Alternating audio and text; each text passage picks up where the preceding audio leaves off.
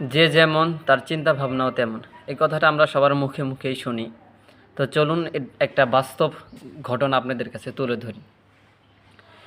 তো একটি লোক প্রতিদিন রাত্রে সারা রাত ঘুমানোর পরে তার গোসল যখন ফরজ হয়ে যায়, তখন সে পুকুরের এই পাশে গোসল করে। প্রত্যেক দিন ফজরের আগে উঠে সে গোসল করে তারপরে নামাজে যায়।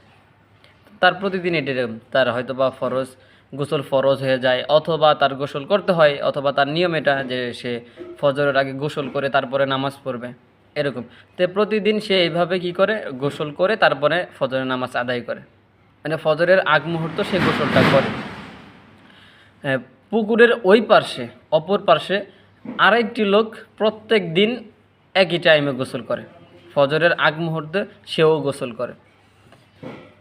তো এখন চোর মনে মনে, ওই পার্শ্বে যে লোকটা সেটা হচ্ছে চোর, আর এই পার্শ্বে যে লোকটা সেটা হচ্ছে একজন নামাজি ব্যক্তি।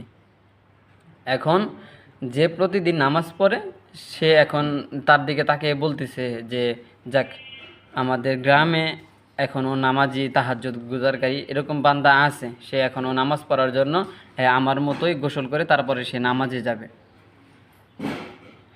আর ওই পাশে যে লোকটা, যে চোর, সে বলতেছে, মনে মনে ভাবতেছে যে আমি মনে করছিলাম এই গ্রামের ভিতরে শুধু আমি একজন চোর, আর কোনো চোর নাই। সেটা ভাবতেছে যে হালার পোহালা, আমি চুরি করি, সে আমার গ্রামে আরও একটি চোর আছে, কিন্তু সে কিন্তু নামাজি ব্যক্তি।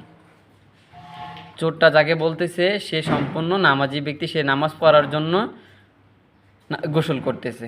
আর নামাজি ব্যক্তিটা চোরকে বলতেছে নামাজি, কারণ সে যেমন তার চিন্তা ভাবনাও তেমন। এটা কিন্তু বাস্তব।